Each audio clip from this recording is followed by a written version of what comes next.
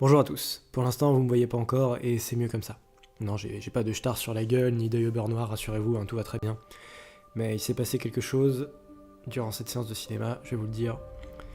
Pour la toute première fois, je suis sorti d'une salle avant la fin du film. Voilà, j'ai 21 ans, j'ai vu une multitude de films au cinéma maintenant. C'est la première fois. Bien sûr, j'aurais pu sortir de la salle pendant ce film, par exemple, ou encore dernièrement pendant celui-là, qui m'a demandé de le faire à chaque scène pratiquement. Casse-toi, casse-toi. Non, non. Je l'ai pas fait parce que, voilà, c'est vraiment la première fois, j'ai beaucoup de patience, mais là, je vais essayer de pas m'énerver dans cette critique. Voilà pourquoi je tenais d'abord à vous faire cette petite parenthèse avant vraiment de démarrer la vidéo. Quoi qu'il arrive, je verrai la fin de ce film. Je m'engage à le faire, forcément. Il faut regarder. Et donc, cette critique ne portera que sur les 45 premières minutes du sens de la fête. Voilà. Restez quand même, il y a des choses à dire. Merci à vous.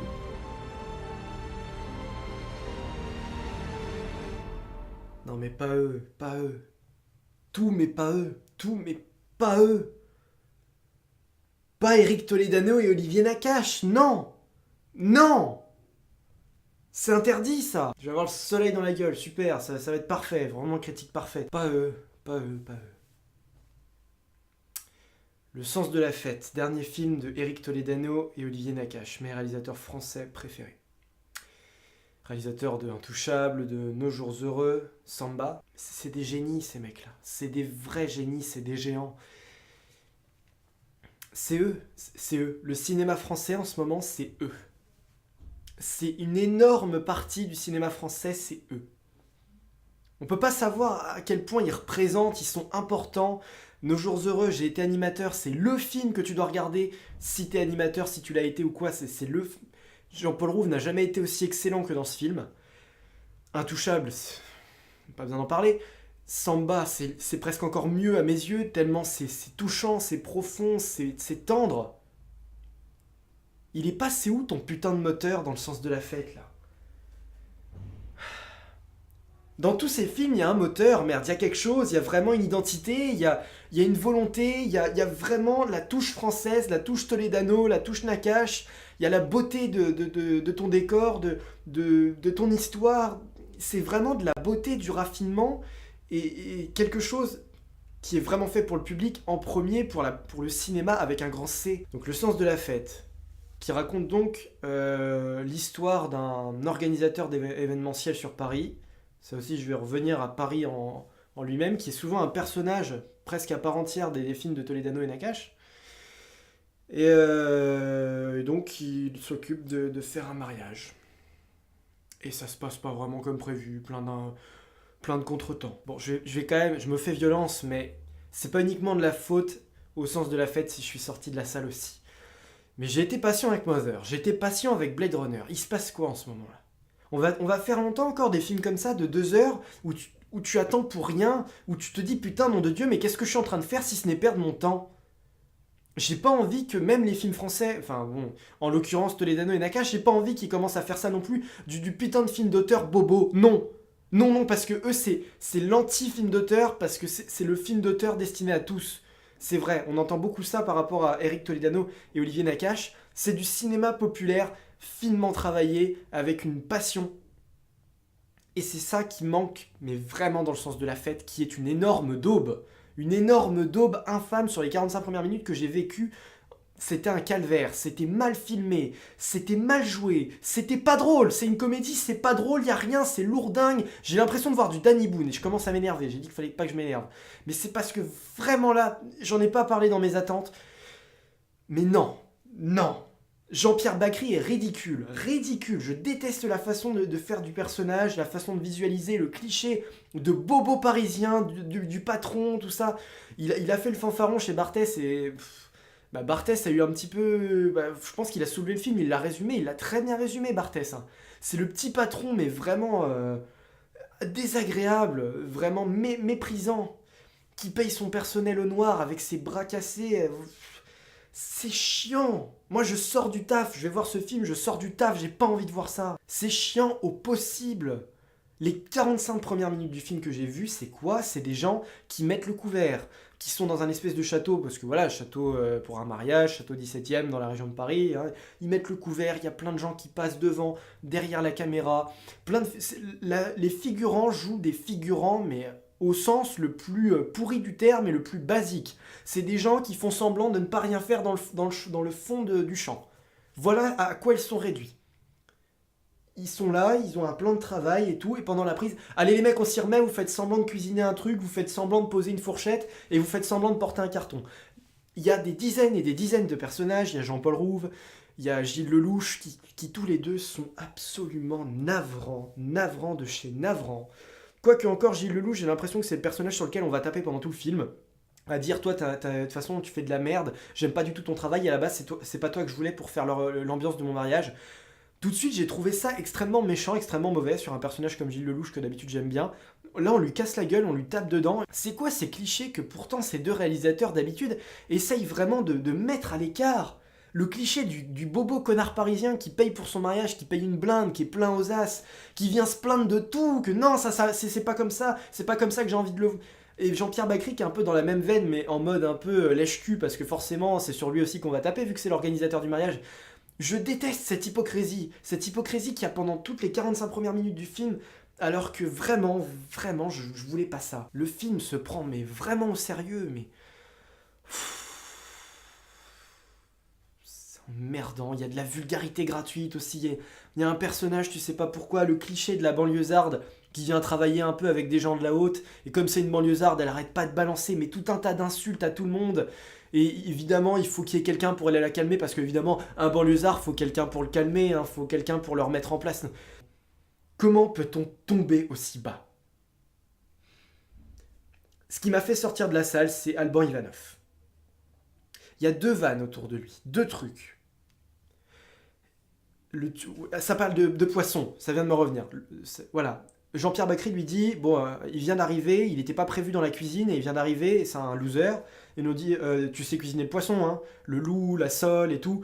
Et après il fait, le loup c'est un poisson?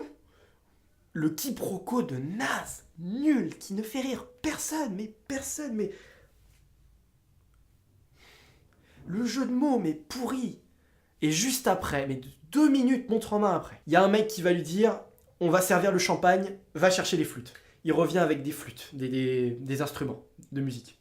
Je me suis taillé à ce moment-là. Et c'est là que je me rends compte qu'en fait, c'est pas les films de Toledano et de Nakache qui sont drôles. C'est pas eux qui font rire.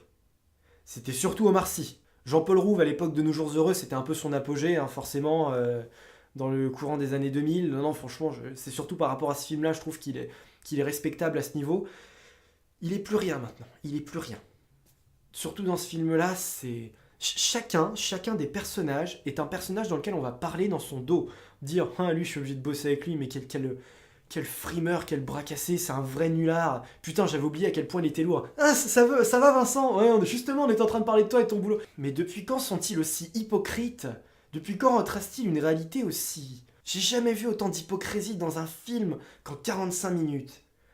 Autant de faste à la française, mais vraiment détestable, méprisable. Ouais, parce qu'il faut pas oublier non plus que la plupart de leurs films, hein, quand même, peuvent sortir aussi à l'étranger, un Nakache de Toledano. Et c'est ça qui me fait peur, c'est l'image que tu retransmets, quoi. Qu'est-ce que tu cherches à montrer? C'est quoi ces clichés sur le petit français, le petit patron, exactement, voilà.